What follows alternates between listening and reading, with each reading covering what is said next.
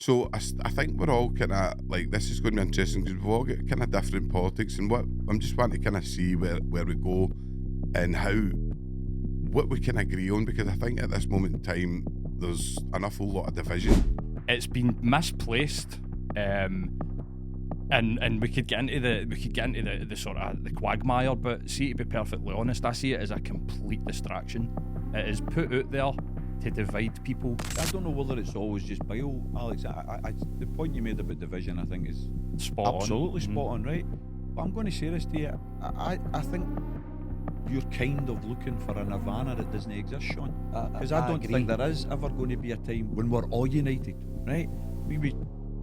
Big Paul and I will probably agree on this, that probably the best time in our lives politically was 2013 to 14, because the year-long campaign for Scottish independence was magical. Our roads are like West African roads just now, and the Cairnie departments have all been stripped. They've got no assets, they've got no manpower, they've apparently got no budget, which is all lies. If they can give billions to fraudulent money laundering wars in Ukraine and Russia and everywhere else, and hand these, leaders of these countries billions of pounds every year. When you look at the Scottish Parliament, Alex just mentioned there about making an arse of things. We've got a Scottish Parliament a couple of weeks ago that spent a very, very precious amount of time on a debate that was brought to the floor of the House by the Green Party on the use of the toilets in the Scottish Parliament. The use of the toilets. Yeah. We've got kids living in poverty. We've got kids that aren't reaching their potential. We've got bombs falling and Wayne's getting slaughtered in places like Gaza. We've got all sorts of economic problems. We've just lost Grangemouth. We've just No lost another industry. a bus company. And the Scottish Parliament's debating use of the toilet. At what point does the straw break the camel's back? Because the Home Office are currently funding this, call it an invasion, with the people that's landing in the shores here.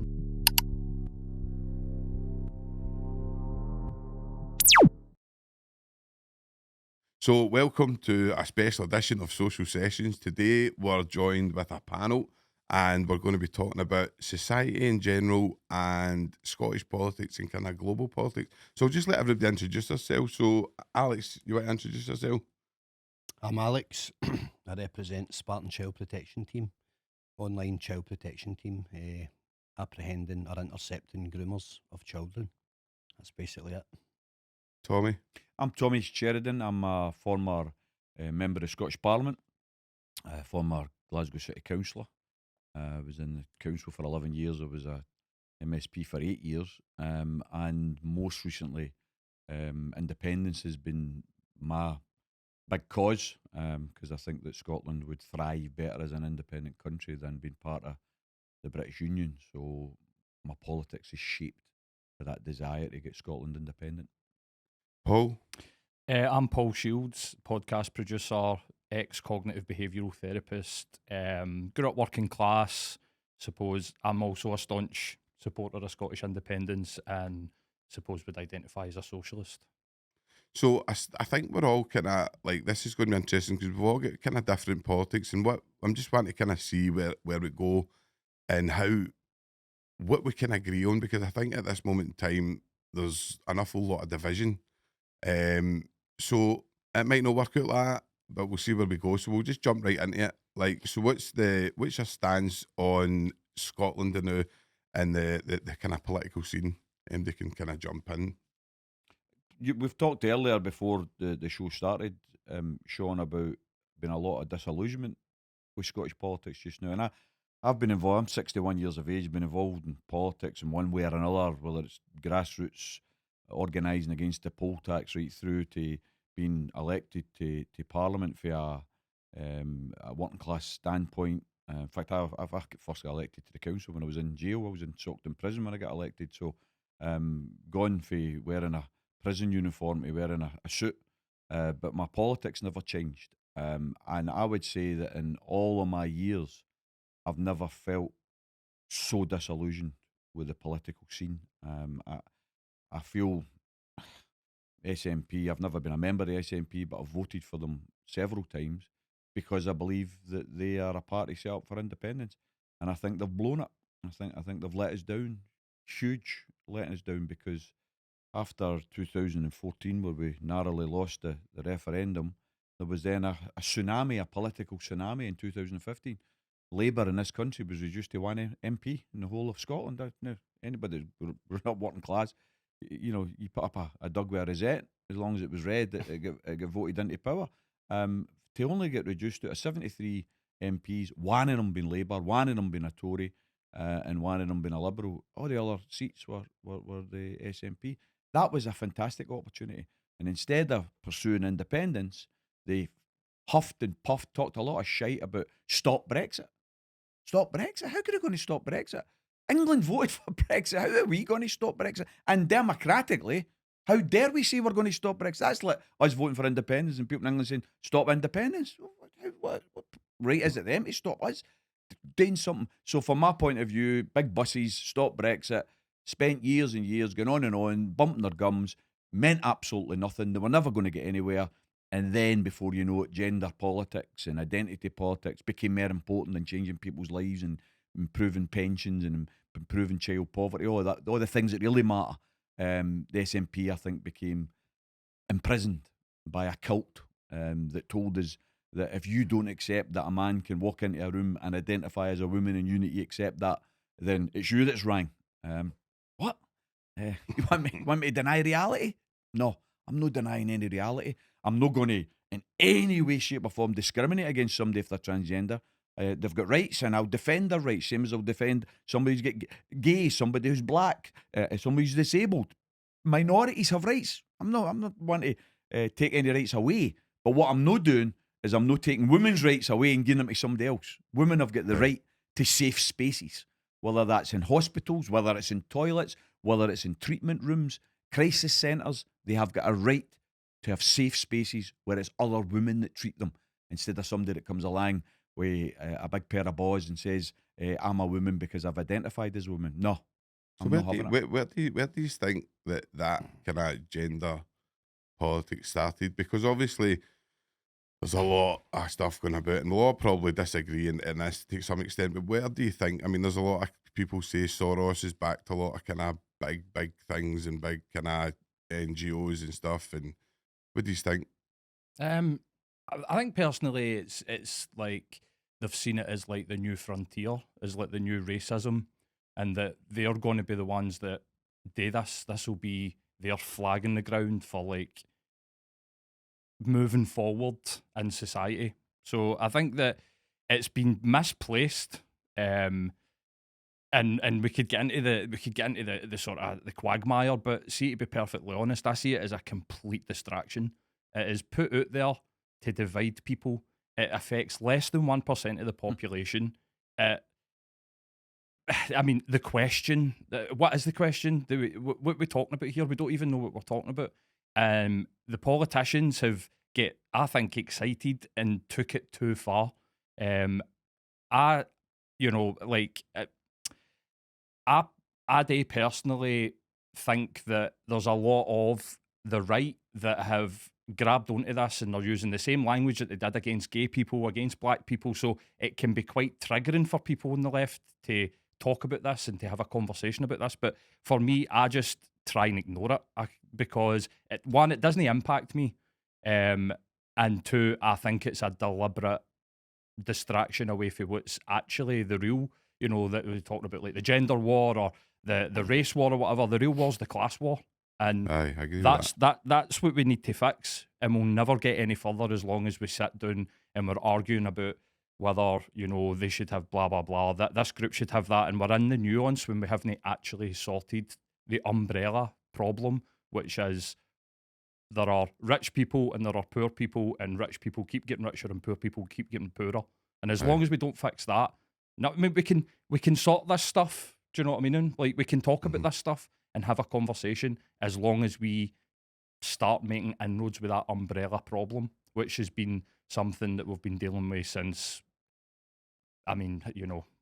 forever, Could it have been something as simple as that the sitting Scottish government at that time failed catastrophically to implement and shape the politics that they were basically there to put in place, that they'd done such a dire job of representing the Scottish nation in every aspect of government, that they just decided to jump on a completely different horse and say, let's get on that and try and claw back some applause and some support and some following, because it's a very easy horse to back when there is a minority that are getting crudely represented and failed.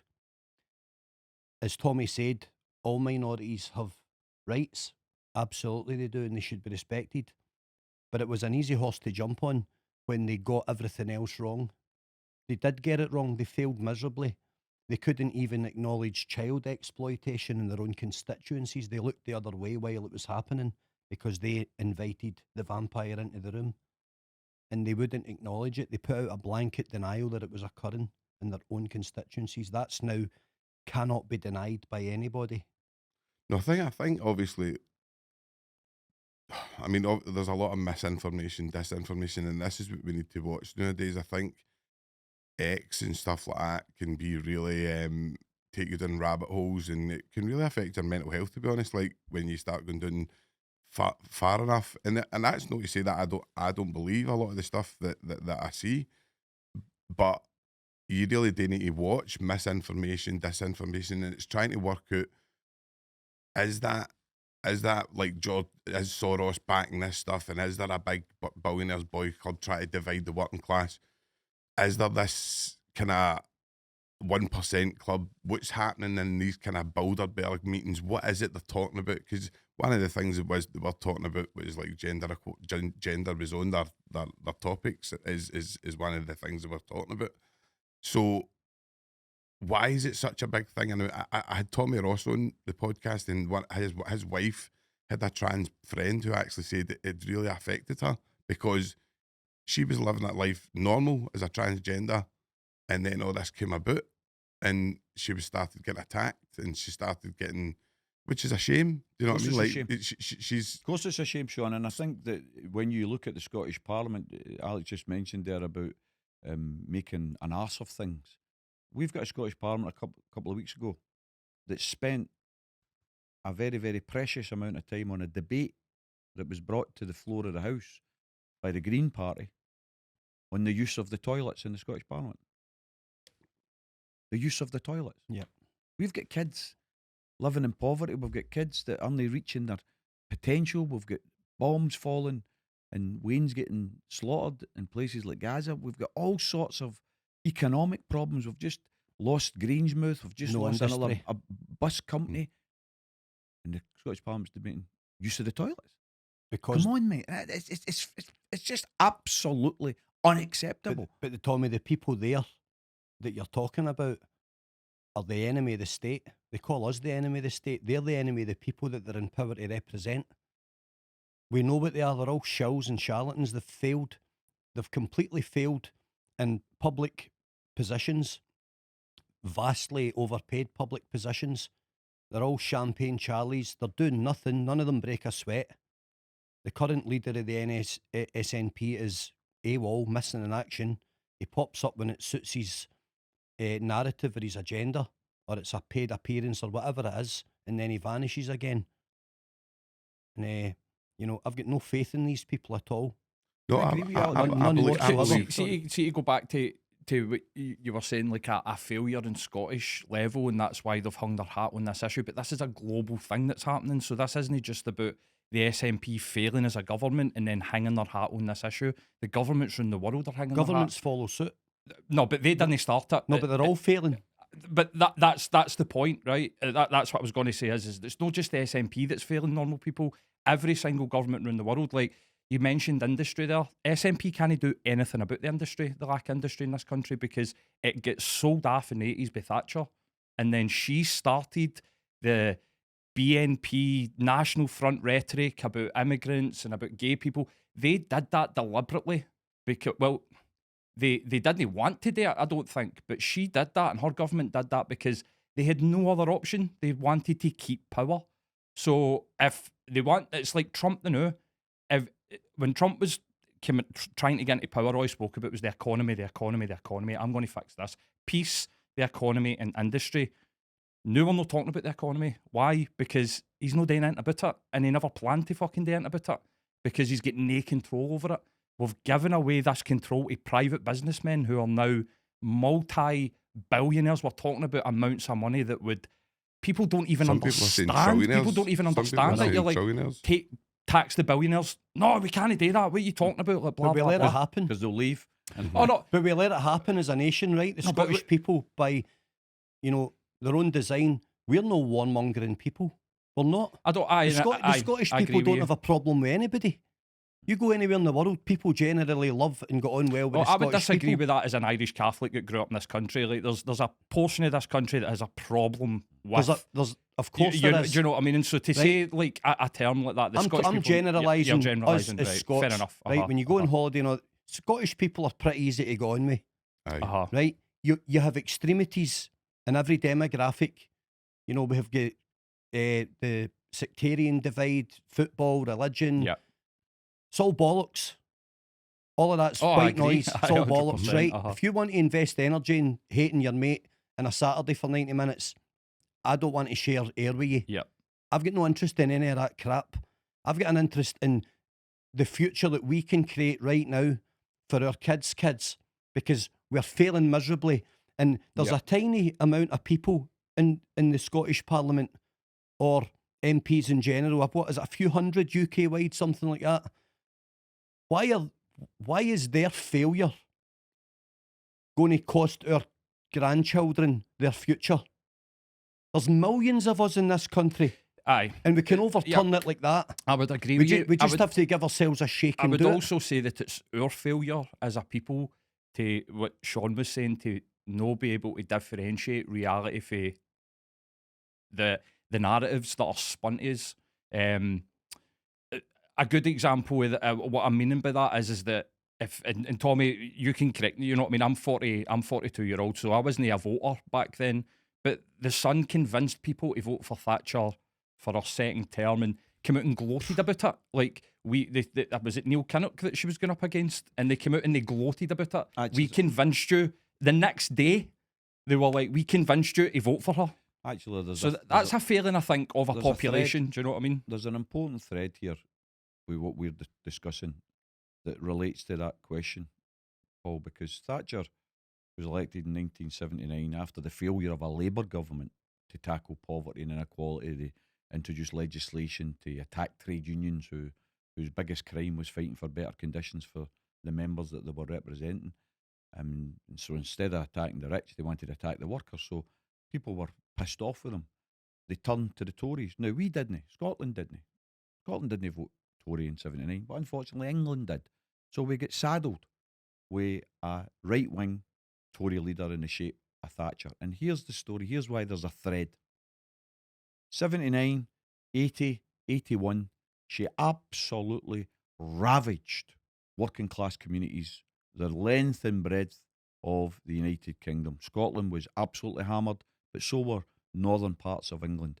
Job loss after job loss, mass unemployment. Thatcher, by 1981, was the most unpopular Prime Minister since records began.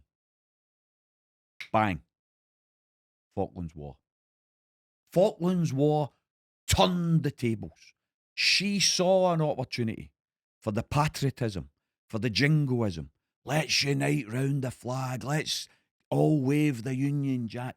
It transformed her electoral fortune. So by 1983, she was re-elected. 82, she was out. She was the lowest ever in the polls. By 83, she won the election. The Sun, obviously, they championed it because they were chief wavers of the patriotic flag. Let's all unite together over a fucking island, thousands of miles away. What the hell is Britain doing? Saying that Stallone's an island thousands of miles away. I mean, that's part of the colonial past. That's part of the British Empire that never ever benefited ordinary people, only ever benefited the rich and the powerful.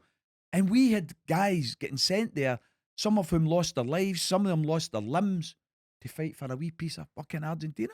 So can I ask you So, this then? sorry, No, it's all right. what point I want to just finish with in terms of saying it was a thread. If you now look at today, what's happening? What is Trump doing? Trump thinks he's beginning to bomb. He can't transform the economy. What I'll do is I'll get a bogeyman. We'll attack Iran and everybody will come behind the flag. Starmer. Oh, we have to stand with America. Iran shouldn't have nuclear weapons. Sorry for Britain to have nuclear weapons, but how dare Iran have nuclear weapons? Or more importantly, Israel's got nuclear weapons. Israel's got nuclear weapons. The only country in the whole of that region of the world that's got nuclear weapons. How's it okay for them to have nuclear weapons? So from my point of view, it does bring you that wee thread where always governments go to the patriotism, go to the jingoism, go to the flag waving to try and get you to forget about the real problems that are actually going on in society. No, I think that's what I was kind of going to say. I was going to say, why do we think it's any different then in this day and age? Why do we think that the wars that are created? Because what I actually wrote on my Facebook, I wrote there's going to be a red flag attack, like, and then there'll be like an Iraq thing, like an Iraq 2.0. They'll make up weapons of mass destruction. They'll make up a story. Now, Trump gave 2 weeks, and this is what's bad. There wasn't even a red flag attack. There wasn't even a made up story. He just attacked. Well, they don't need it anymore, do they? Like, they proved that in 2003 where millions of... No America, because they had 9/11 and that sent them into a psychosis that I think we're still probably dealing with, to be perfectly honest. But because what a load of fucking shit that was, you know what I mean? In Saudi, people in a plane, let's go attack Iraq and Afghanistan. It just did not make sense, right? Weapons of mass destruction, Iraq 2003. So we're back there again. Millions of people, the biggest protest that we've ever seen in the UK, took to the streets when Tony Blair decided that he was going to decide that we were going to go to a war and we were going to follow George W. Bush and his neocons into Iraq. They'd been planning that for nearly 30 years. I mean, you can go back, that's all documented. The people spoke and they went, we don't care what you think. We don't care what you say. And then if we're going back to this, like, society's been eroding since because people don't believe in it. We don't live in a reality. We don't live in a democracy. What we vote for, they don't listen. They don't care. They're going to do it anyway. Back in the day, they needed a false flag because people would have been like, we're not going to a war in Vietnam unless blah, blah, blah. We're not going to war there unless blah, blah, blah. But what they proved in 2000, what the British government proved was that we don't need a reason. We can do what we want and we'll confuse them with other things.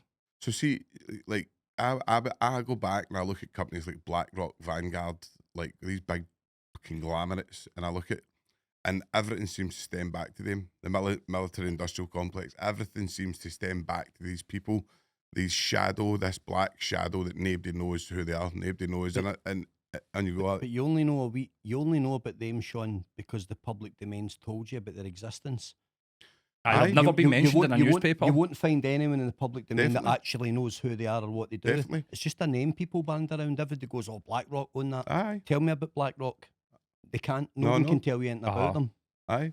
No, and I agree. This is what I was going to say is they I mean, I don't know, like, you call it what, the Illuminati. There's different names you call it, but there's definitely something that's dividing the working class and consistently and does it and has been doing it for the start of time.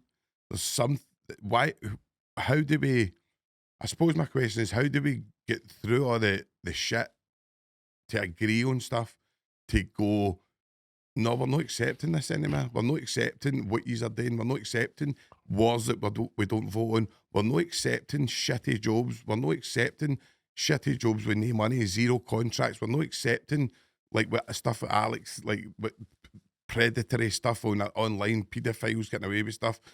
All these elites get away with everything. We're not accepting. How do we get the working class to see through it? There has to be a resistance, Sean, and people are too divided. This once great city is split right down the middle, and they won't meet each other in the middle on things that are more important than a leather ball. It's mad. It's madness, Sean. And it's also very, very sad because as adults, as decent working class people, right, fundamentally, you go to work, you try and earn a living, you try and protect your kids, and you try and get through life and get them up to an age where they can support themselves and protect themselves. we've put everything else, we've put blockers in the way of our own progress by taking the bait almost and involving ourselves in the hate and the division that the establishment try and create over us. And I agree with that. we take the bait every single time. We're like a shoal of perch, we just snap it up. And I'm very guilty of But it. why? Because guilty. Why because do a we lot do of that? people are so disillusioned and there's nothing else. A lot of people have got very mediocre average lives and they need something. They need something to stir the bile in their stomach. I don't know. I don't know whether it's always just bile, Alex. The point you made about division, I think, is Spot on. absolutely Mhm. spot on, right? But I'm going to say this to you. I think you're kind of looking for a nirvana that doesn't exist, Sean. Because I don't agree. think there is ever going to be a time when we're all united, right? Maybe Big Paul and I will probably agree on this, that probably the best time in our lives politically was 2013 to 14, because the year-long campaign for Scottish independence was magical. I mean, personally for me, I managed to speak to over 130 meetings. I was all over Scotland. I was meeting other fellow Scots in areas I'd never visited before, and it was all positive. It was all people wanted change to make Scotland better, to make Scotland fairer, to make Scotland a non-nuclear power, to actually invest in houses and education and hospitals instead of big billionaires exploiting all the land that Scotland's got. That was a wonderful, wonderful opportunity. Now, sadly, we were divided. Big time. It's 55% voted no. Unfortunately, mostly the elderly, but also a very, very strong group of people who are stuck, in my opinion, in the past.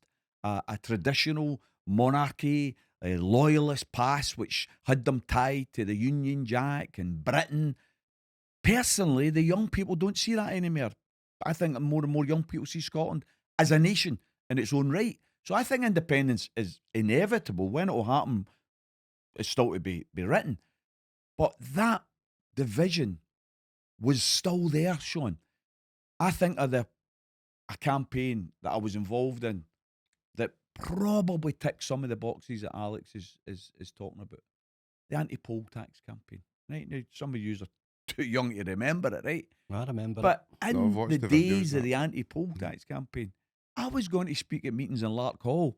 A wee Tim from Pollock was going to speak at meetings in Lark Hall and getting rapturous applause Yep. because we were calling for us all to unite against the common enemy, which was Thatcher and her poll tax.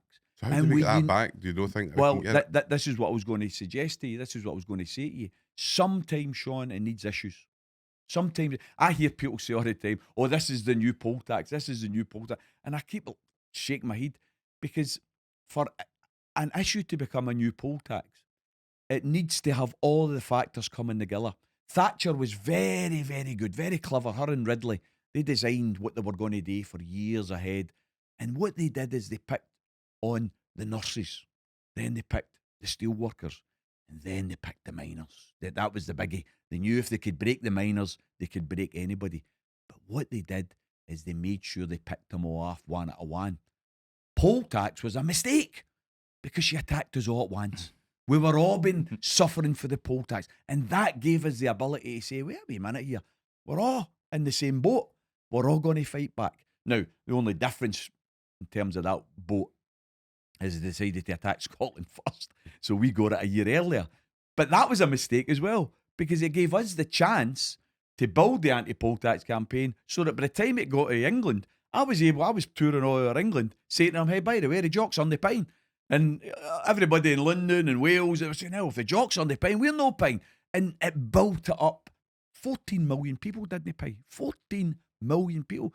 Thatcher was brought down I know because the that poll is- I tax know. And failed. So that's an example where unity can work, but sometimes it needs issues. absolutely. And I think when I was asking the question why, it's because people are scared. And when you take away people's money, you take away their house, you take away their autonomy, you take away their purpose. Like people used to go to the shipyard or the coal mine, and we don't have this anymore. This is gone, right? Trump's tapped into something, be going, I'll bring this back, but he won't because they can't afford it, right? My opinion is that the problem is the profit motive. It's failed. and now they're skimming the cream off the top. They're squeezing every penny that they can out of it. Capitalism has failed, and we're living in the dying embers of a system, and they won't tell you that. We bailed out the banks. We gave socialism to the corporate world. See if a corporation fails, if a business fails, no accountability, bankrupt it. Away you go. The jobs, make them redundant, throw them on the scrap heap. We don't care.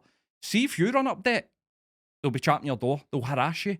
They'll take you to court. You might even go to jail, depending on the level of debt or fraud or whatever it is. If you try and screw a bank, God help you, right? So we live in a double standard system where it's one rule for people, a certain set of people, and another rule for a set, and we know that, so we don't believe in it anymore.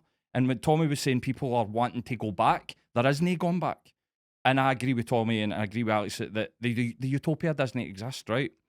But the independence referendum, of course, there's people that have grew up with their granddads and their dads are in the orange order and stuff like that, and they're not going to believe in it. And how can you expect them to believe in it? How do you expect grew up in a world where their parents and the people that they trust and the people that they love have told them, like, we love the Queen and we love the monarchy. So to me, for lack of a better term, it's not a very compassionate term, they're brainwashed. You're not going to convince these people. But see the elderly people that were afraid they're going to take your pension away, you're not going to be able to afford this. It's the fear that they tap in people. No, and this is what, 100%. there's another scapegoat in society that's came about, which is feminism. Like, men are failing and men are blah, blah, blah because of feminism. You're like, no, they took your job away. They took your purpose and they're not giving it back.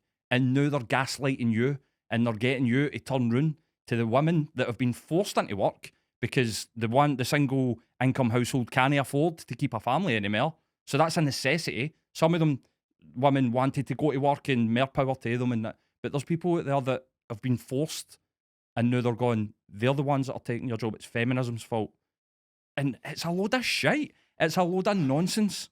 I've had people, like, obviously, and you're genuinely, like, debating with people and you're saying, like, can you know, because, like, I would say I'm a left wing, right? But I do believe that I'm certainly no communist. I believe if you do well in life and if you've got a skill and if you're hanging, you should be able to enjoy life and you should enjoy the luxuries of life, blah, blah, blah, right? That's my opinion. But I definitely believe in a very strong social welfare system. I believe in an NHS. I believe that people would be willing to pay their taxes if they were maybe getting stuff like, I don't know, like free gym passes and things like that.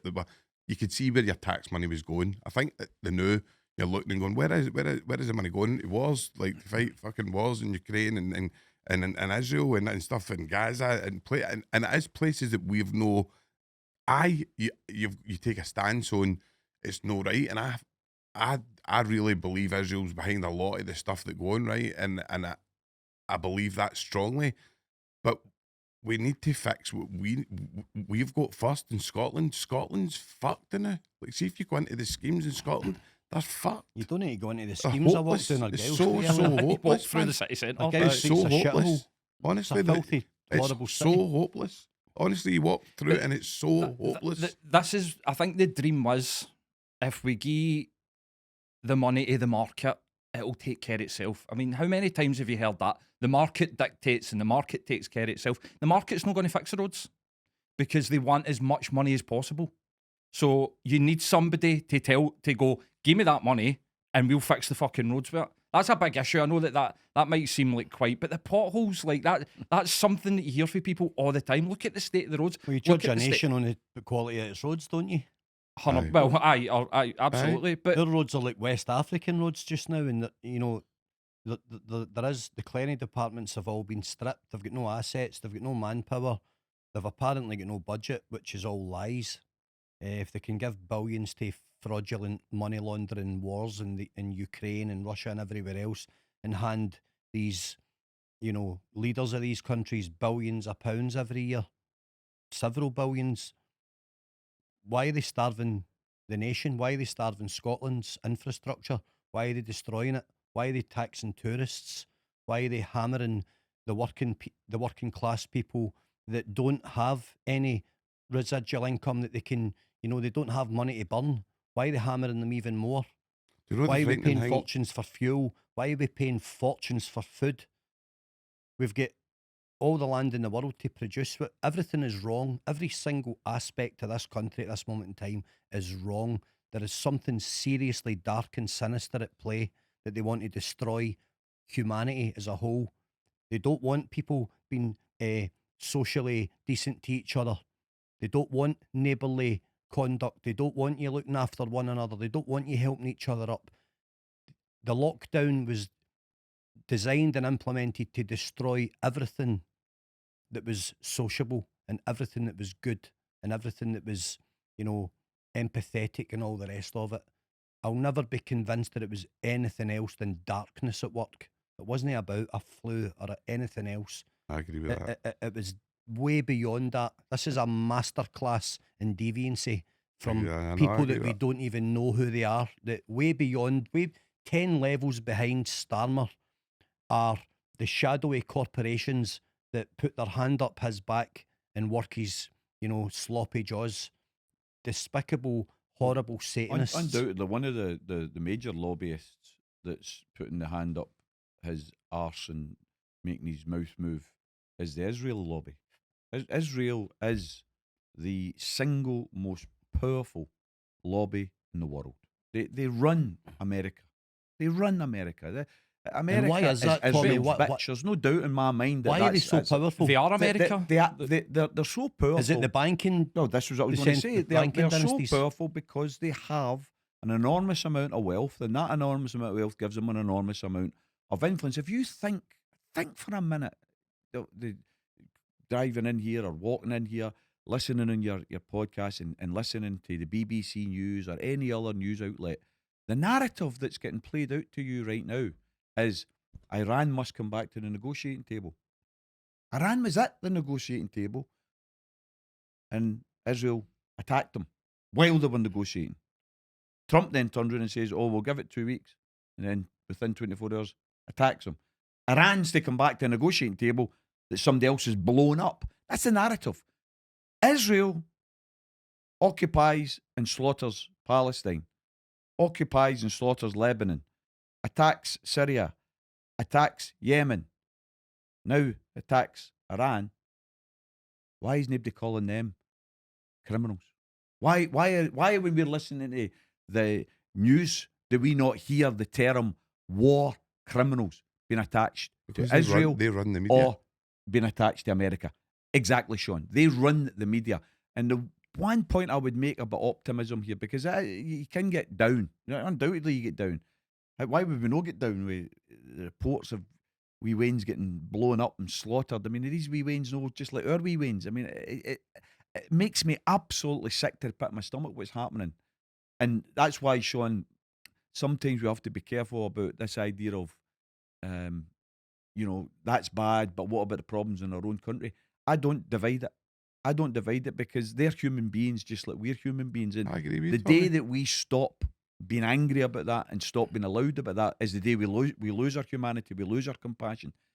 But I'm going to say this from an optimistic point of view, and this might sound stupid. I think Israel and America are weaker today than they were last week. I think Israel and America are weaker today than they were 10 years ago. I think the influence of the American imperialist model and Israel behind it is declining at a rate of knots. I would say that America and Israel are more isolated across the world now than they have ever been. And you made an interesting point earlier about a false flag. Because usually in everything they've done in the past, there's been a false flag to justify it. They are so desperate, they are so weak that they've not even introduced a false flag. They've had to act. They've acted because Israel thought, we'll ruin Iran, we'll take Iran down, we'll bomb Iran, and there'll be an internal revolution, the Iranians will overthrow. Fuck all happened.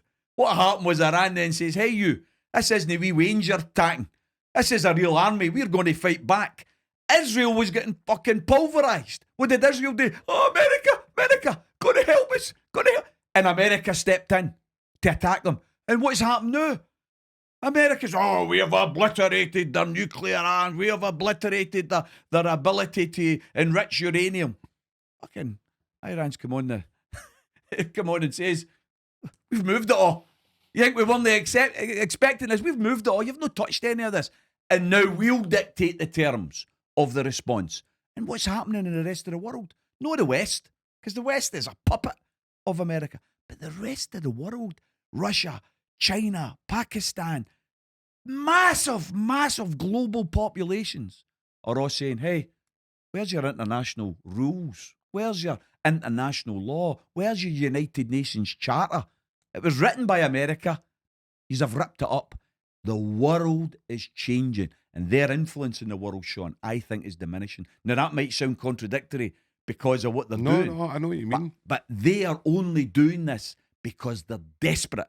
The whole BRICS community, the Brazil, the Russia, India, South Africa, China, they're building a new financial order.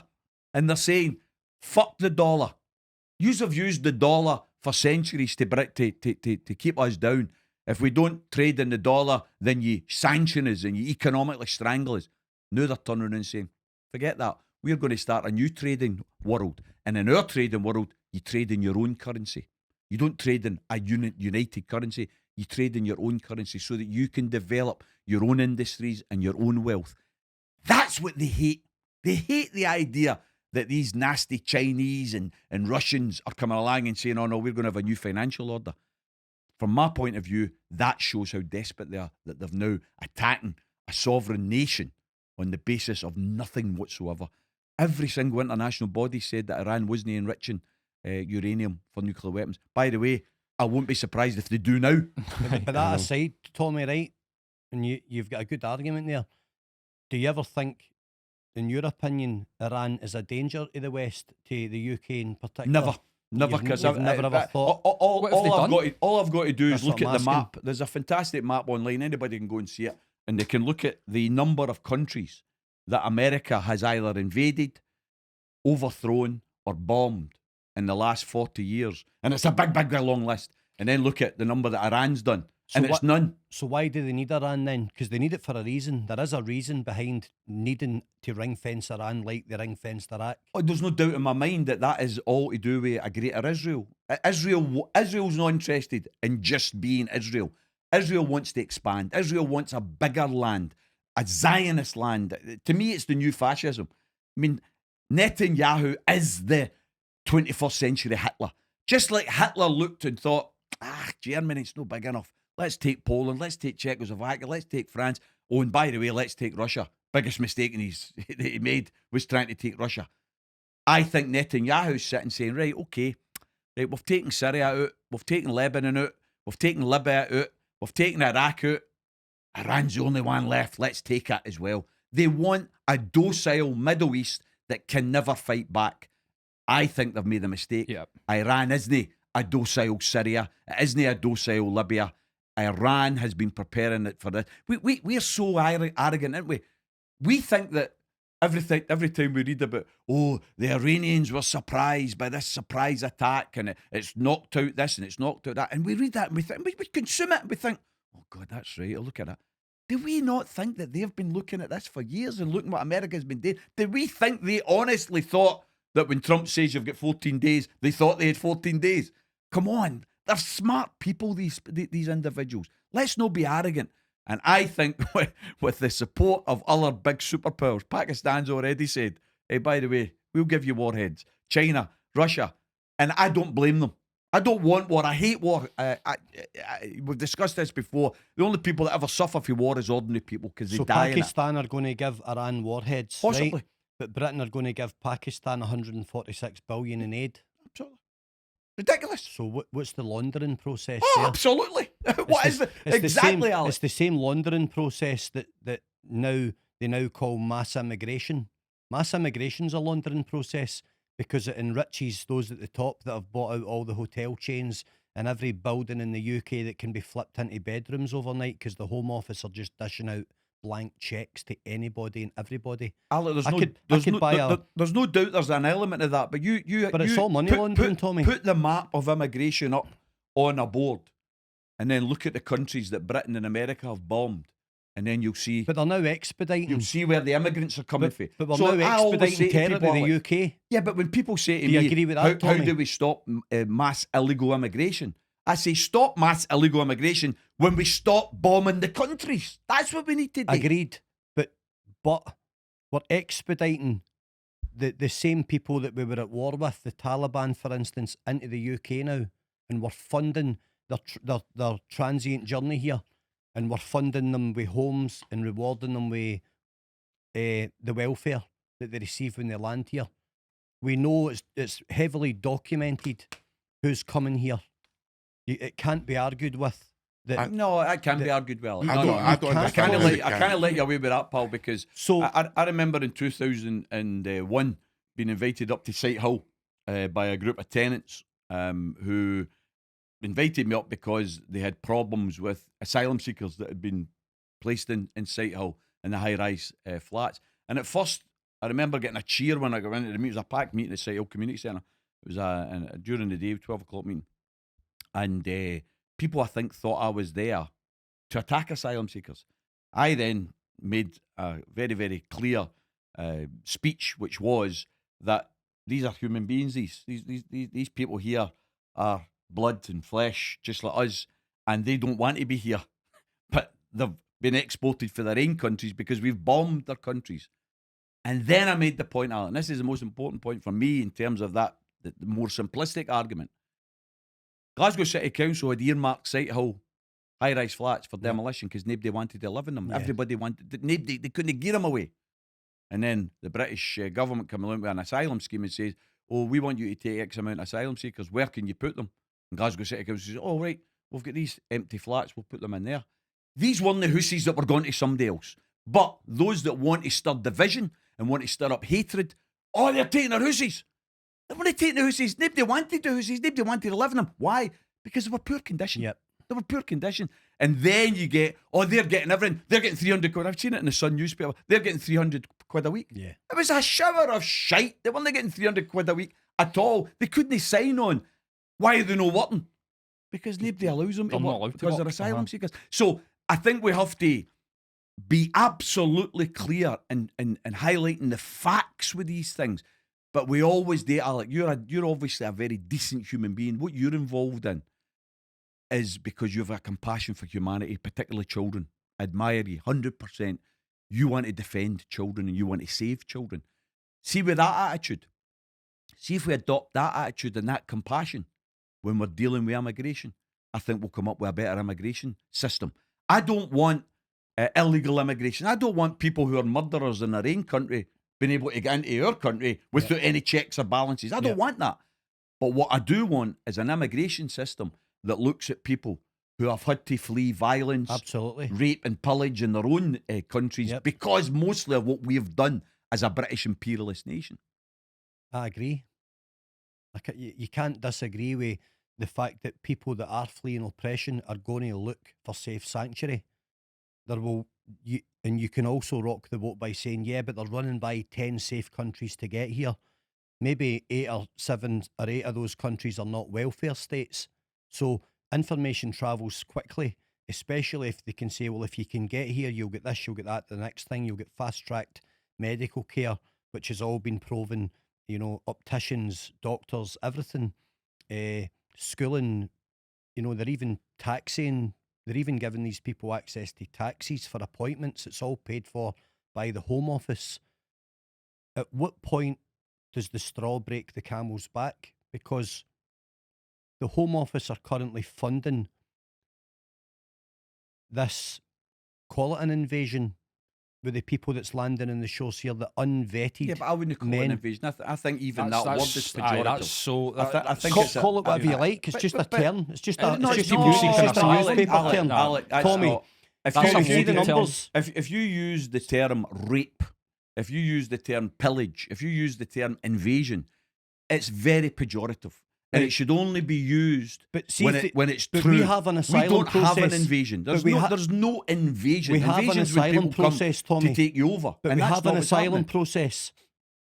Why are they hiding from it? Why are thousands of men every week hiding from the asylum process?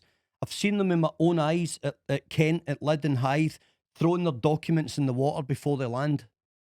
Probably because they're here on the basis that they've tricked somebody to say that they were in a problem. So what about the many especially thousands? especially the single men, Alex? Because many people have pointed out the difference between the compassion that they should be shown to a family and single men. There's many single men who look, particularly Albania has been highlighted as a nation where people are coming because they think they can make a better life for themselves. They're not fleeing repression from their own country. They just think they can make a better life for themselves. But there are others who are literally fleeing bombs. And we have to have a way of differentiating that. Now, you're saying, why are thousands of people evading? Well, the thousands that are evading must be the ones who have got something to hide. Economic But what we've got to migrants. do is have a compassionate immigration system that is able to work not on the basis of we're going to do you in. It's going to be on the basis of how can we help you? Because we are a nation that's supposed to be built in Christianity. Remember that old term, Christianity. Yep. We're supposed to be, love thy neighbour. I say to some of these people that go on and use terms like invasions, where's your Christianity? Because you know what Christianity did? It invaded countries all across the world and imposed Christianity on them as part of the British Empire. See, But just Christianity's not coming anytime soon, and God's not coming anytime soon. Men that are prepared to bear arms and defend a nation and defend vulnerable members of society are much closer at hand than God. I'm not a godly person. I don't believe in any of it. I believe in defending yourself, and I believe in having a right to a decent standard of living, and I believe in looking after the vulnerable. And I think a lot of people jump on certain things that people say, like myself, and twist them to suit their own narratives. There's nothing hateful about me, Tommy. I'm not a hateful person. I despise the establishment of this country. I despise them with every fibre in my body in ways I can't even describe my hatred for these people. However, my own findings and the numbers of people that we catch weekly, daily across the volunteer teams in the UK is a very disproportionate number of men that 2 or 3 days prior have stepped off a boat and got online and arranged to meet a child, the very first child that they've got to or that's accepted their friend's request. We're seeing it every single day, and we've compounded an already existing massive problem with British men predating our own children, white British men, British-born Pakistani men, British-born any colour or creed of men predating in kids. They're all as equally as despicable as the next.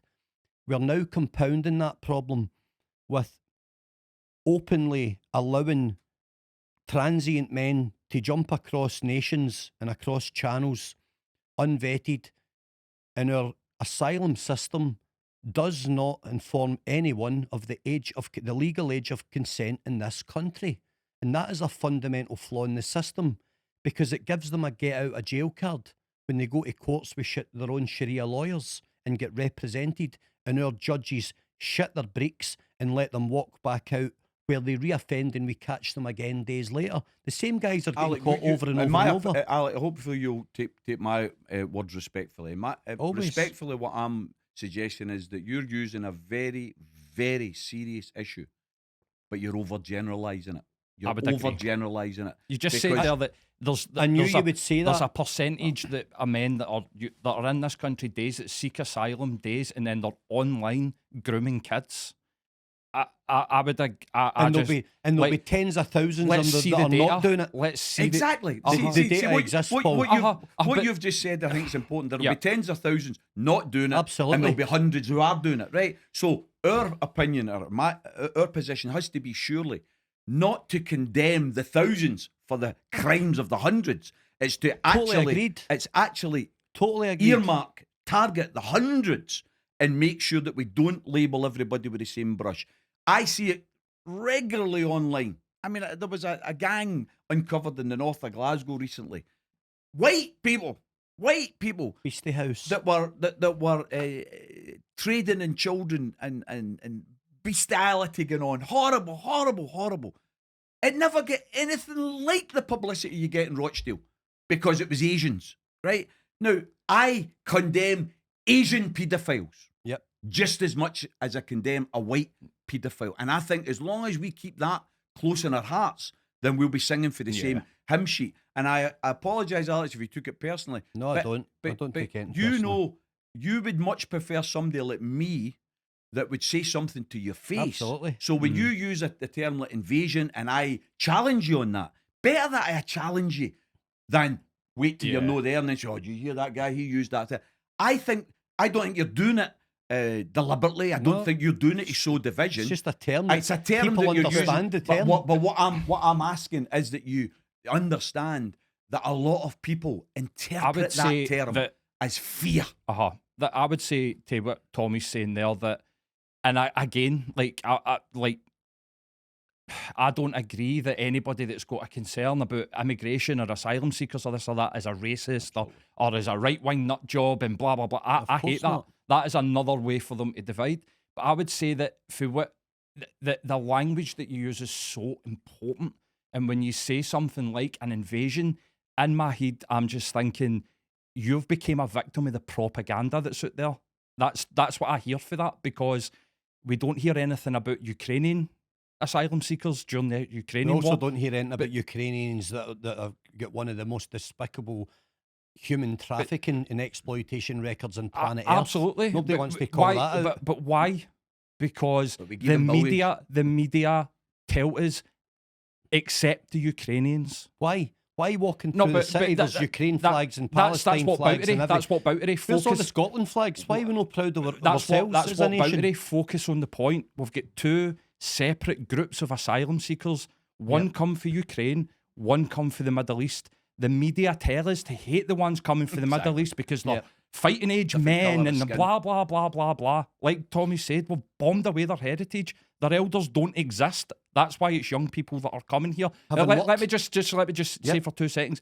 In my head, the reason that we accept the Ukrainians, and there'll be 15 to 20% of them will be paedophiles and they'll be groomers and they'll be doing the exact same stuff as the other group of people, but the media tell us and told us, fly the Ukrainian flag, accept these people, that what the Russians are doing to them are wrong. So in the minds and the zeitgeist of the British people, they accepted it. Why is that then, Paul? But why do we get told to accept? Do you know what I'm talking about? Like, why? Who is it that's? Do you think that's who is it? America, Israel? Like, who is it? That's, I don't know, mate. I don't know. What I know is that during that time, I mean, we're literally about to have a music festival in Glasgow Green where a guy who went Free Palestine on a stage in America has went up for terror crimes. He's getting done for terror crimes, right? They're dragging outrageous. kneecap Earl Coles for saying Free Palestine but they on a done- public public platform. But I don't align with Tommy Robinson. I don't align with him at all. I despise his stand on Israel. But what they done to that guy was outrageous, and putting him in solitary confinement. absolutely. I know. I've seen what solitary confinement can do to you. So it's there's a division, and they're picking and choosing. We're so divided, and we need to. Well, let me talk about this, right? After the Second World War, and like you might be like, that's completely unrelated, right? After the Second World War, they sat down and they spoke about the amount of people that defected. The Germans refused to kill the British. The British refused to kill the Germans when they go one-on-one, like hand combat. And the way that they came up with it, really, they whittled it down and went, it's because a white guy tried to kill a white guy. When they got face-to-face, they thought, I see myself in him. They were empathetic towards them. They didn't want to kill them. So if I take that and think about why are they saying, well, it's because the Ukrainians are white and they're in Western Europe. That's why they're telling us to accept it. Do you know? It's just And the reason that they're doing with the get Middle Eastern people is because it's an easy target, and they can other them so easily to people because they're brown. That's it. See, Now, this is my stance. Can Paul, I just right? say something before think- just anybody in Aye. your following misinterprets what I just said there? If you have became a victim of that, because that's propaganda, that's what's in the media, you are not a racist. Aye. You yourself have been misinformed, and you're not racist because you're just looking at another person and you don't see yourself in them. And the media will talk about the differences in the cultures and blah, blah, blah. But that, for me, is what it whittles down to. Why do they tell us to accept the Ukrainians? Because they're white. Why do they? Because it makes an easy target, and it means that they can divide and conquer us. That's my opinion on it. See, like NATO, right? The expansion of NATO, right? And we spoke about it before, Tommy, right? The expansion of NATO, and I don't disagree with what Putin's doing. I don't disagree. I can see his point. When we've broke every single fucking agreement we made with that guy, and But he's also broke agreements, and if you listen to what he says, he wants a new Russian empire. So I see what I know what you're saying, but he's very, very clever, and he's not going to go out there and publicly say what he actually is wanting and what he thinks the same as Trump. Do you know what I mean? What I'm thinking is just like the expansion of NATO. That is what's happening, and Israel to me is a branch of NATO. It's a branch of NATO, that's why they're wanting the Greater Israel. It's the expansion of the West, whether we like it or not, and it's who is it that's doing it? This is the question I will say. Who is it that's pushing why is this? it, Sean, that it's all that we're talking about? All we talk about, all that I hear every single day is Israel, Palestine, Israel, Gaza, Ukraine. It's rammed down our throat. If it's not that, it's something else. It's just I'm not that interested. It's equally disgusting on both sides, bombing kids walking to school in the morning. It's dire. It's beyond any reasonable excuse for humanity to just randomly bomb kids and bomb villages and bomb human beings that have got no bearing on what their government's doing. I think that's why they don't allow us to vote in wars. But it's all we talk about. And you said there's something a minute ago there. We'll go back to, you said we need to be careful about the use of language. Why? Why do we need to be careful? Because language matters. We live in a and democracy. They use it against you. No, but you shouldn't need to explain to me what you're going to say and go, oh, I need to watch what I'm saying here, or I need to not use this term. Because I don't want to be misunderstood, Alex. But you'll not be, because but we understand you. You're a really misunderstood character. I've been in a room with you. People's opinions about me don't bother me. But they matter. They're not listening close enough. They matter. They don't matter to me. But to you as an individual, and that's great, because that's great for your mental health. But on a whole, the language that we use and what people think in general, because we're all so butthurt now matters. About silly terminology. Everybody's so butthurt and so easily offended. No, look, I think I'll completely disagree with you there. What I would say is that the language. No, 100%, and I'm not going to hate. I'm not going to hate you either, mate. Absolutely, we're having a really good debate. Hateful, but that language is used. It's like a weapon, mate.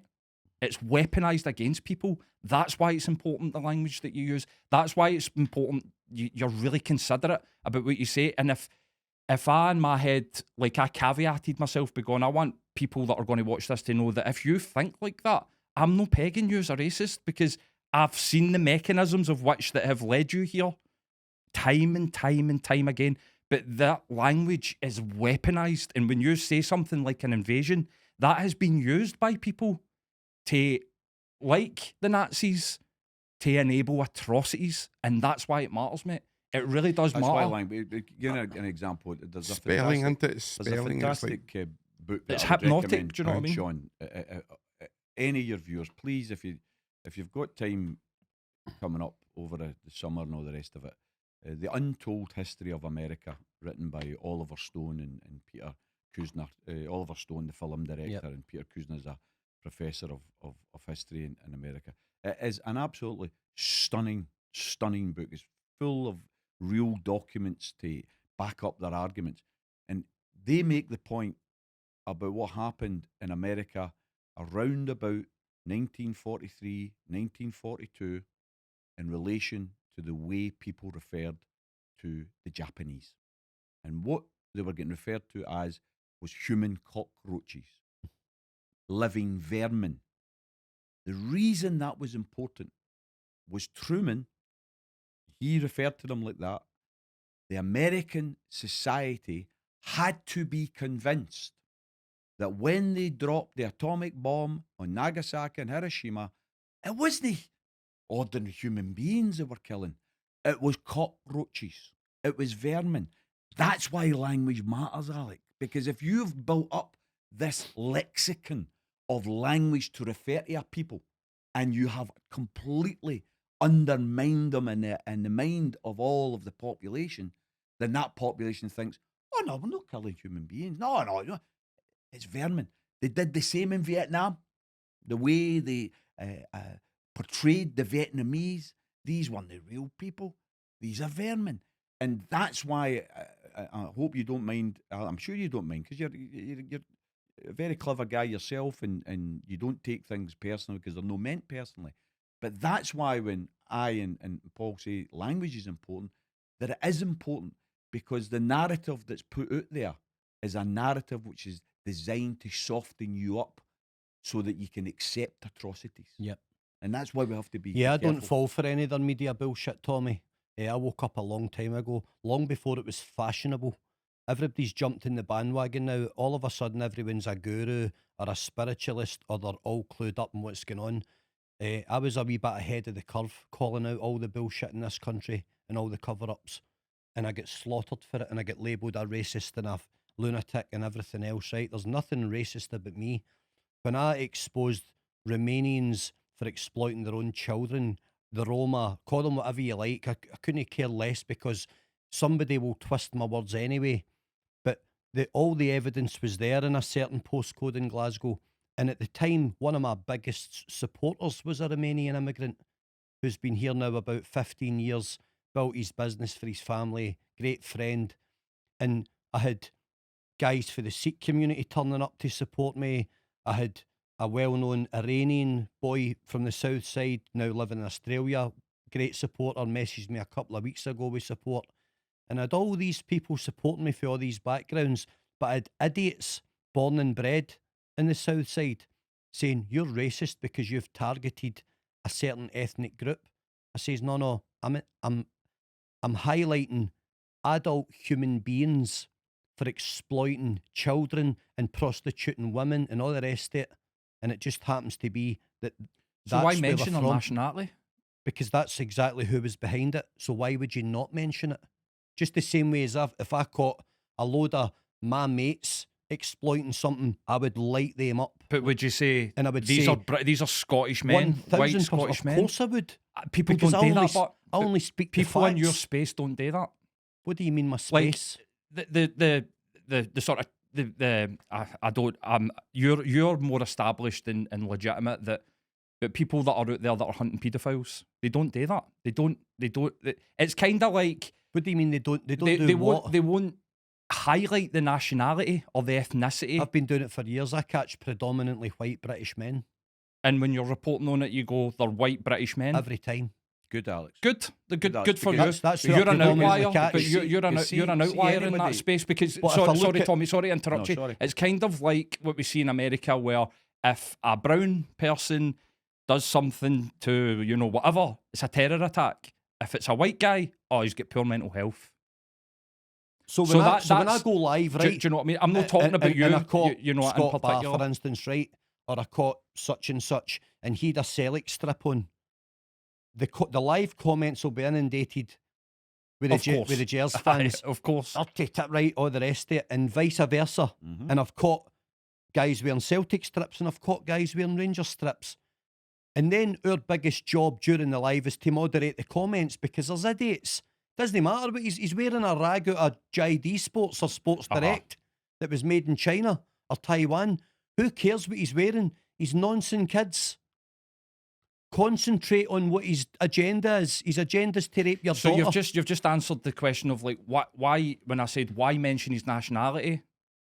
Who cares? Because this was organised grooming and organised exploitation. Who cares about the nationality when they're doing these horrific things? You know what Eastern I mean? European gangsters. But what I exposed, absolutely, and I was then subsequently targeted to come back by to the First Minister of Scotland and Police Scotland, who silenced me and put out blanket denials that there were no trafficking incidents in that postcode. Subsequent investigations proved that over 100 people had been identified as major traffickers of human beings.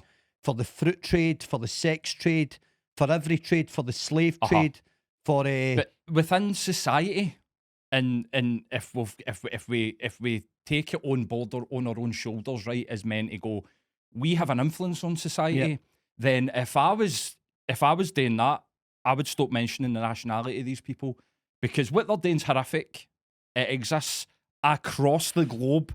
It is two seconds. Just I'm what I'm saying. I'm interested. And I you're think saying something here that's. And I think that for me personally, I would just highlight what they've done and I've caught them. Okay. Rather than focusing on what you did 10 minutes ago where you were like, they were Romanian, they were Roma, whatever you want to call them human beings. Do you know what I mean? So that's would you be against recording sexual crimes by ethnic group? For statistics and so, like, absolutely not. Absolutely Because we not. need to know who's committing the crimes. No, Do you know well, that sexual absolutely not. assaults have rocketed hundreds and hundreds of percents in the past couple of years? Like Where are you beyond getting any that? Where are we proportionate getting that number. data? Where are we getting that data? You can't be serious I that you don't know this. I don't look into these things. I'm no looking Right, into it. I'll so show you the data. I would The love data to see. I comes would from- love to see the that data data. comes I from would the love to see National it. Crime Agency, I Britain's FBI. would. We can't call them liars No, because no. they're definitely and I'm lying. not calling you. I'm not calling you a liar. But I've never seen it, and Right. I don't look into it. So the reason that we've got a national rape gang inquiry excluding Scotland because our government's too weak and cowardly to admit the truth. We do have rape gangs in Scotland. We do have the organised abuse of children. We do have systematic, orchestrated rape of children in Scotland. We have had for a long time, as far as the Northwest Highlands. So, if we do not record sexual crimes, rapes, abuses of children by ethnic background, morally it's repugnant to not do it, right? Because if it's all Scottish white guys like me and Tommy doing it, I want to know who's doing it, because the jail should then be filled with guys like me and Tommy. Well, absolutely. Right. I don't think anybody's. But nobody's disagreeing. Nobody's disagreeing we are with not it on doing that. it. They will not do it. Well, they should do it. But they Which is- should. which- They absolutely Hear should. me do out, it. and I'll tell you why.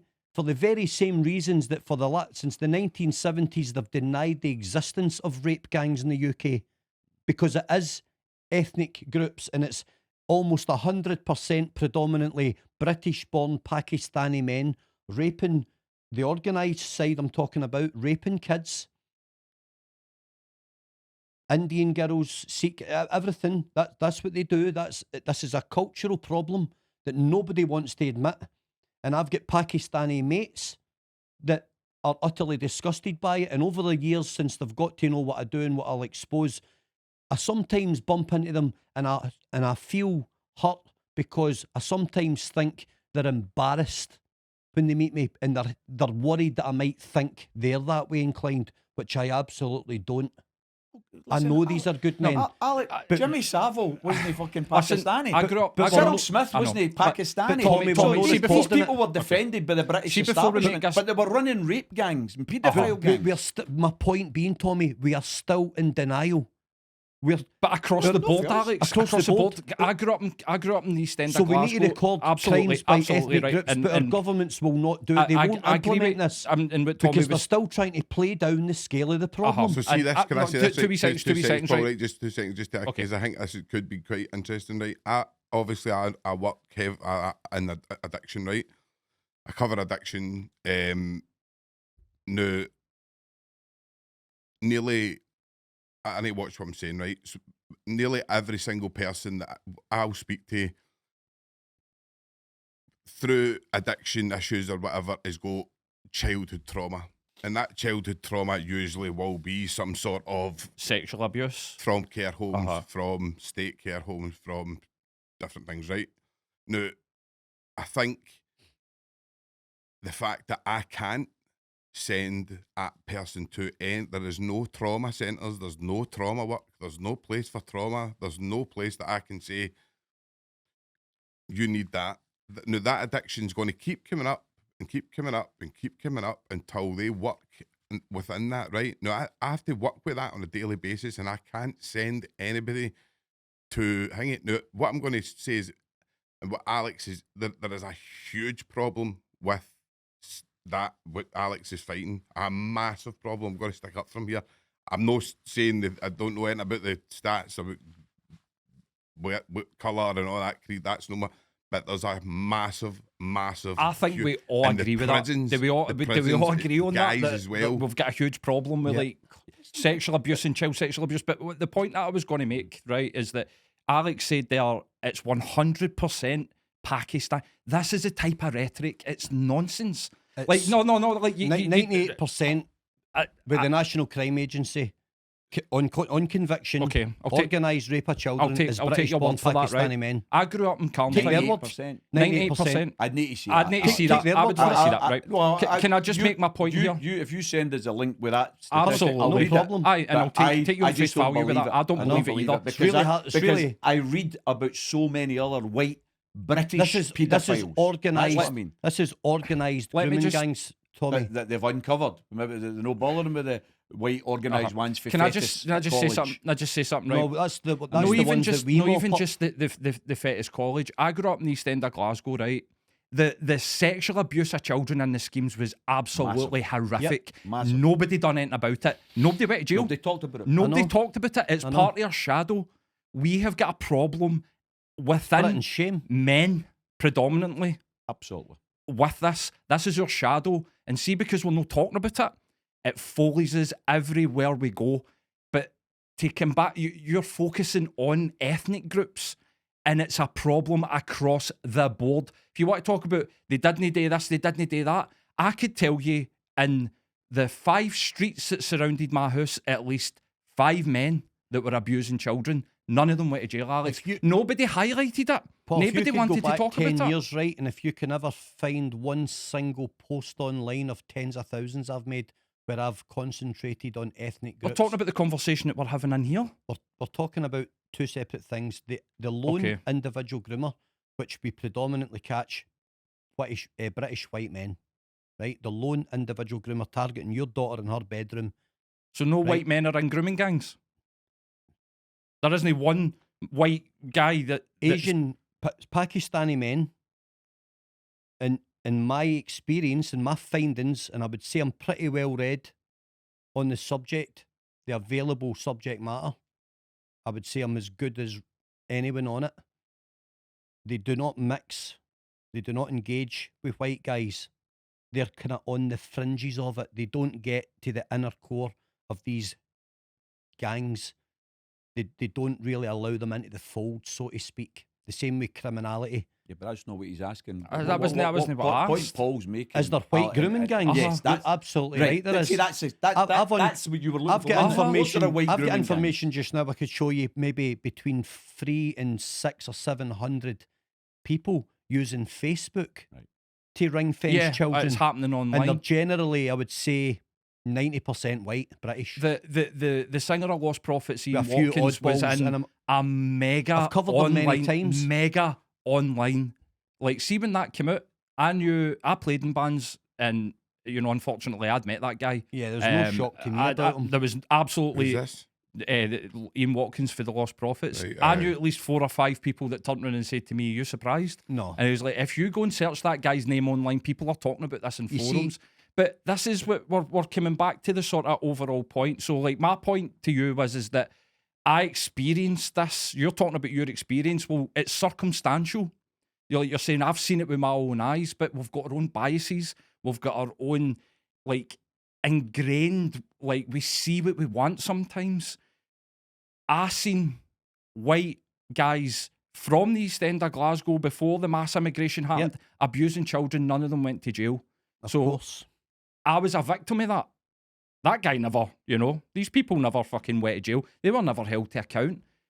So Do you think th- that's th- why my the addiction problem, rates my are so high problem now with then, what you're Paul? saying is that the acknowledgement that this is not just a problem of Pakistani men, British born or otherwise, Asian guys coming from the Middle East. This isn't a cultural thing, mate. This is happening amongst everybody. I would say in the Gary Glitter's no fucking That's- Asian. that's You know what I would mean? say. I would Yeah. say I would counter that openly, and I'll get slaughtered for it. And I would say when it comes to the Pakistani grooming gangs, it's absolutely cultural. I've got no problem saying that openly, But you, and I know I'll get you- condemned for it. Whether you're condemned for it doesn't matter, but you can accept that people disagree with you. Now, if Absolutely. what you were saying, Alec, if what you were saying I've had was Pakistani men, Tommy, say to me but that it's cultural. If what you were saying is It could be there is cultural a for us as problem well, about though, age like, of consent. In some countries, age of sexual consent is lower than what we recognise. Yep. Right?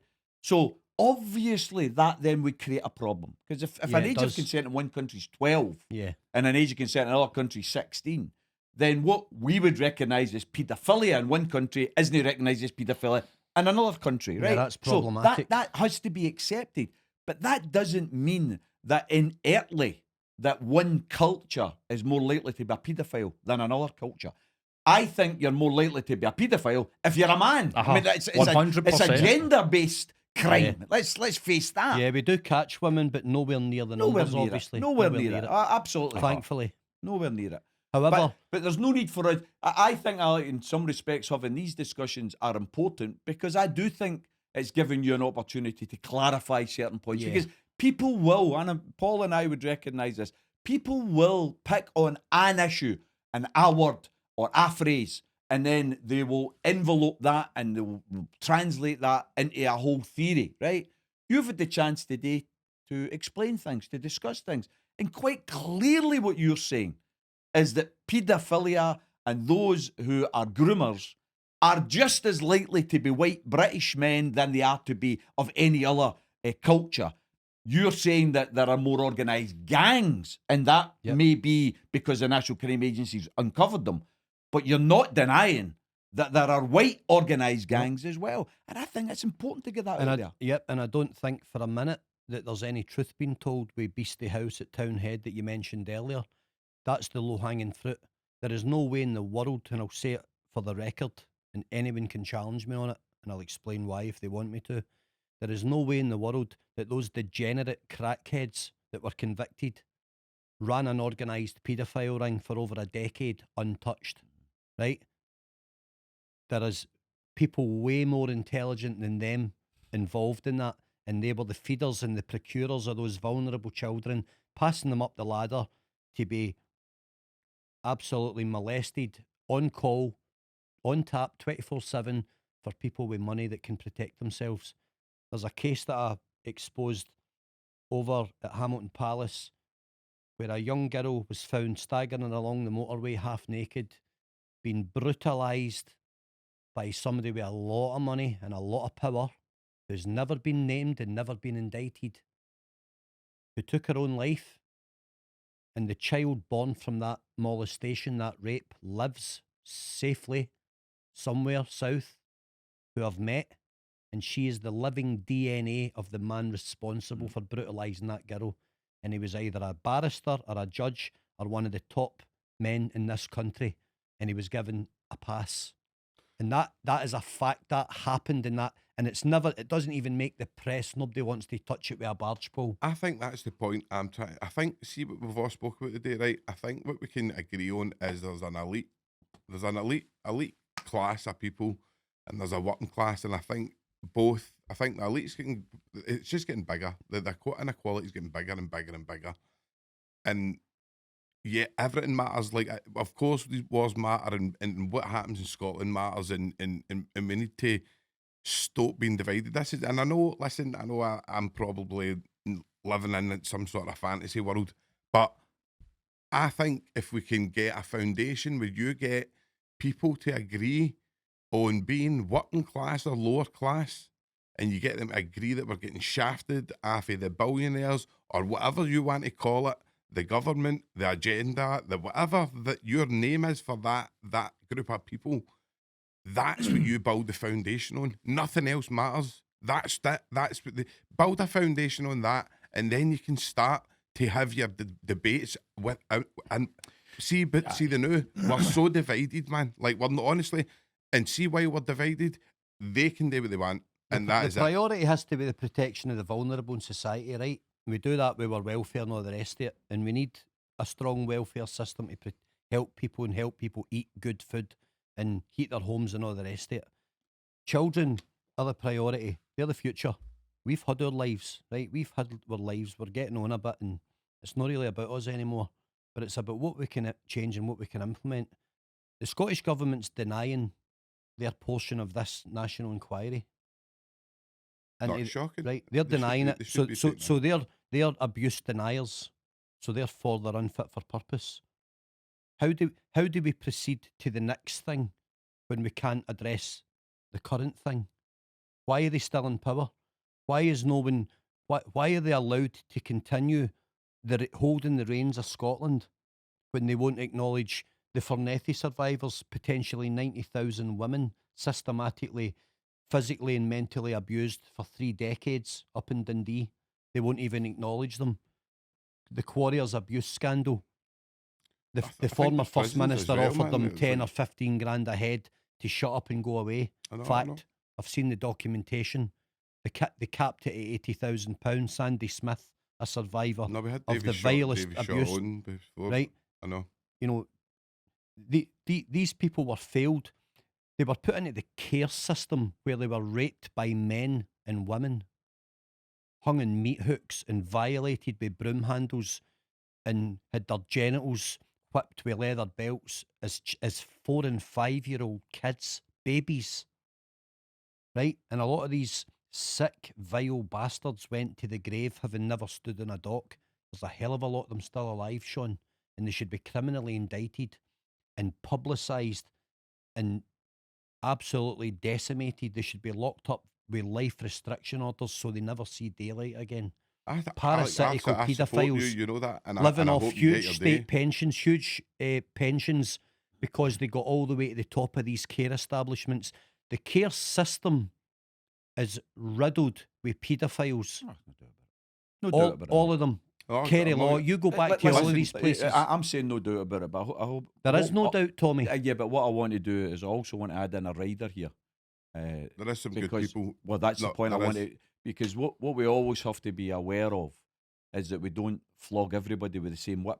Because there are some people within the care system who are there for Who the actually right care. reasons, who are Aye. there Aye. because they care. I know And there is. what we I've met have a to few. watch is that we don't therefore label them all with the same tar that we're quite rightfully labelling the abusers. So what we're talking about is leaving no stone unturned. The Yeah. point you've made there, leave no stone unturned. And if it takes us to uncomfortable conclusions, we go to those uncomfortable Absolutely. conclusions and we confront them.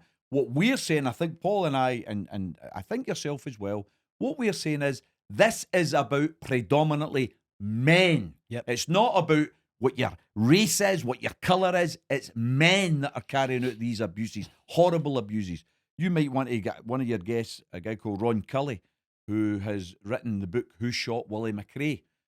Willie McRae, it's believed, was about to blow the lid on a massive paedophile ring in Scotland, linking the legal establishment, the police, the law. He was taken out, shot in the head, and Aye. it was all hushed up. That's the type of thing that was going on long before immigration, right? No, So definitely. that the point we're making here, and I think it's good that we've made it, is I mean, look men. at Reggie Cray. men are He the was in with ones- him, wasn't he? Reggie Cray was Men in are with the ones who are the Aye. perpetrators of this Definitely. horrible violence. My mother, you have talked about your personal backgrounds in this. My mother lived her life to try and defend children. She set up the first incest survival group because she found in her work working with children that one of the biggest problems among the abusers was they'd been abused. Sibling abuse. So they had a situation where many prostitutes, many drug abusers had all been abused, and their way of dealing with their abuse was to have no confidence in their own body, no self-respect. Addiction was often an answer to it. She set up the incest survival group, worked in the East End of Glasgow and Denniston, and managed to turn around a lot of lives. When my mum died, I got letters from people who told me that if it hadn't been for her, then they would have taken their own life. So obviously, child abuse and child sexual abuse has to be targeted, Alec. There's no doubt about that. And people who are turning a blind eye to it are complicit. There's no doubt about that as well. What I think we're all agreeing, however, is that we have to make sure that we're firm on who's responsible. And men are responsible, regardless of colour and race and creed. Absolutely agree with you. The reason that we'll never get anywhere, Tommy, and I've stated this online, on X, on Facebook, on all of the platforms, whatever they are, I've already put my thoughts on record. As soon as the national inquiry was eventually agreed under extreme pressure, Starmer kiboshed that they didn't want to know about it, and then the pressure got too great, so they've reluctantly agreed as if they're the saviours of humanity. All parasites, every one of them. They will never ever print the facts. We've got a lot of information. As volunteers, unfunded, we've got incredible volumes of information to substantiate those who are responsible for the failings, those who look the other way because of race, terrified of the race card. A lot of the organised rapists were re-elected as councillors and stuff in Rotherham and Sheffield and places like that. After being convicted and dragged through the courts of raping kids, they were given their jobs back and their pensions. It's all documented. Can't be argued. No one can rationally argue it, who was doing the raping. But the fact that the reason the inquiry will fail before it gets off the ground is because they would therefore have to criminally indict thousands of public servants and senior police officers, Greater Manchester Police, Merseyside Police, Avon and Somerset Police, who failed on a catastrophic scale to protect the children that were presenting to them as having been groomed into gangs and systematically prostituted for years. Laura Wilson, raped, if not many hundreds, it was over 1,000 times, murdered, brutalised, thrown in a canal, forgotten about. Tragic case, Laura Wilson's case. Many people like her. Sammy Woodhouse advocates strongly. She's one of the biggest speakers on the subject. She was groomed into these gangs. There's so many cases. Samina Halliwell, her mum Rachel, who I speak with, I'm going to be meeting. We tried to go live last week. We were blocked completely from going live together. As soon as you even hashtag her name, you get blocked. Samina was groomed from 12, took her own life.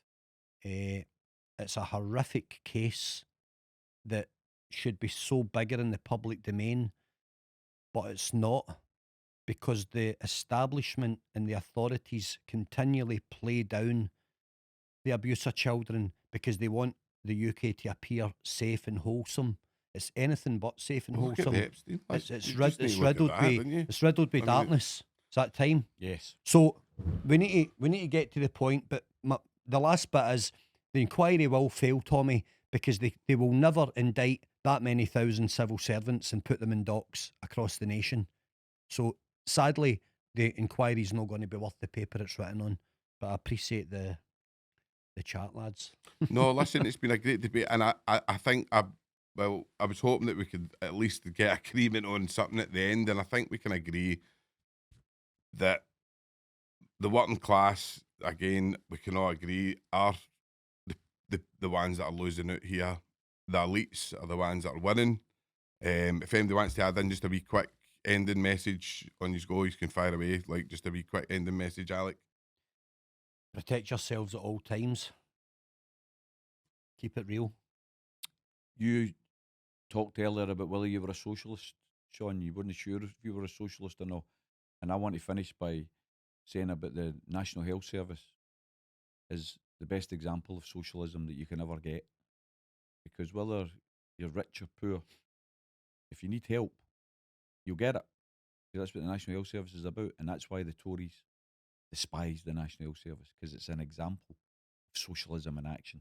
So if you like the National Health Service and you think it's a good service, that makes you a socialist. No, I'm a socialist. I'm not a socialist, but do you know what it is, Tommy? I think right wing and left wing's been so Yeah. like I know. all the place. Absolutism. You know I what I mean? call it So, absolutism. it's like, Right? So if I don't absolutely agree Aye. with everything Aye. you say, Yeah. I'm not agreeing with you. Aye. If I don't absolutely agree with Aye. everything Alex says, I'm not Aye. agreeing with you. Aye. It's shite. Aye. Aye. Let's go on the 80-20 principle. Aye. If I can agree with 80% of what you're saying, then let's get together. I'm a right? socialist Let's then. talk about the Uh-huh. other 20%. Right? No, you're right. Aye. And that's the way I think we've got to go forward. I think I told you earlier about a group trying to deplatform me because I'm gender critical, because I don't swallow gender identity, and they tried to stop me speaking on a Palestine platform. Now, what the fuck has it got to do with defending kids being slaughtered in Palestine, whether I think a man can self-identify as a woman or not? Get fuck all to do with it. But people want to join those things together. It's absolutist shite, and we're not going to get anywhere if we keep imposing that absolutism. Aye. Yeah, the progressive Good left point. that's in America and that they're not even on the left. Like the idea that Biden's a socialist actually fucking turns my blood. Like Kamala Harris, these people are more right wing than fucking Thatcher was. Do you know what I mean? And this is what people like the left, and they talk about that isn't the left. No. We have no representation left. You know. Mhm. don't take your eye off Palestine. We've stopped talking about it. All the news has went to Iran. Don't take your eye. They're bombing and murdering women and children, bombing hospitals, saying that terrorists are under the hospitals and their tunnels. What a load of fucking nonsense. Like, they voted for Hamas. There hasn't been a vote in Palestine. The average age in Palestine's like 19. There hasn't been a vote in Palestine for like 22 years. So don't listen to the fucking pish, right? Keep your eye on that. Don't get sideswiped. Just love each other, and we'll maybe get somewhere with us. Right, guys. Thank you very much, and thanks for the talk. Cheers.